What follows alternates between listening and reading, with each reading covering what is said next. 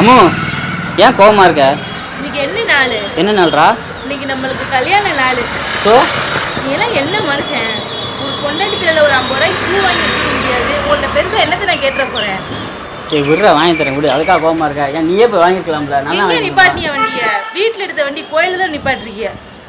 சரி வாங்கி தரேன். பூ தானே, எவ்வளோ வேணும்? 50 ரூபாய்க்கு வேணுமா? 500 ரூபாய்க்கு வேணுமா? 500 ரூபாய்க்கு. 500 ரூபாய்க்கு வேணுமா? கேட்ட தப்பா போச்சா? சரி வாங்கிக்க போ. 500 ரூபாய்க்கு தானே பூ, வாங்கிக்க போ. பூ வாங்கி கொடுக்கலன்னு ஒரு கோவமா?